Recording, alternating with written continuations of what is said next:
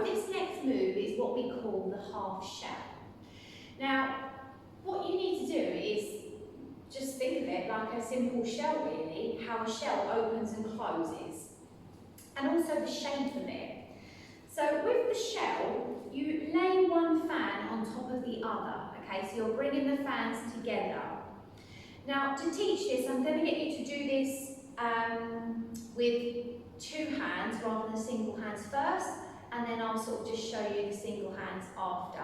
So I want you to take your fans, I want you to just open one out and sort of lay it in front of you, take the other one and put it on top as well. So you're putting the knots together, and then using your hands, you're going to grab both the fans at the edges, all right, so that your fan is sort of sitting like that. So both my knots are together, both the fans are open, and I'm holding them open at the edges of both, yeah? So I'm holding them open at the edges with both, and they're sat directly on top of the other. Now with the half shell, what we're doing is we're kind of putting the knots of the fans around the belly button area, okay? But obviously that can move higher and lower if you want to, but just for the purpose of the teaching, I'm going to say start around the belly button area, and you're just going to close the fan up over your face and then lower it down. Close the fan up over your face and lower it down. Now what you're doing is you're using the underfingers to push the fan up, and then you're using your thumbs to push them back down again, whilst also maintaining, keeping them open. Yeah? So you're just flick, flick and lower, flick and lower, okay? And like I say, you can put them lower in the body, depending what you want being seen. So you can have it lower, so that your face is still on show. I personally like to kind of use this one to cover and expose my face.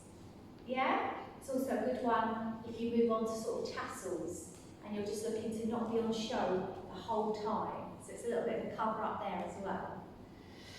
Alright, so that's how to do the half shell with double hands. So have a little practice of that, and then pause me if you need to. I'm now going to move on to the half shell but with single hands, okay? So, again, putting yourself in a normal holding position. So fingers holding the top of the staves, baby fingers keeping the fans open. You're just going to lay one on top of the other, and you're going to use that to kind of get your elbows into your chest, all right? And straight away, you're just going to go into your position.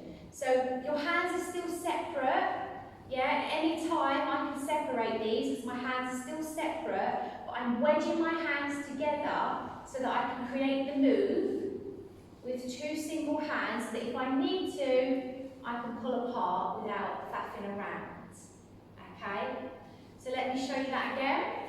Get your fans in position, pull them together on top of the other, but don't sort of intertwine them, and then just crack straight on, yeah? Keeping them separate so that if I needed to, I can move them, but when I want to, I can place them back on top of each other, and I can still create the half shell move.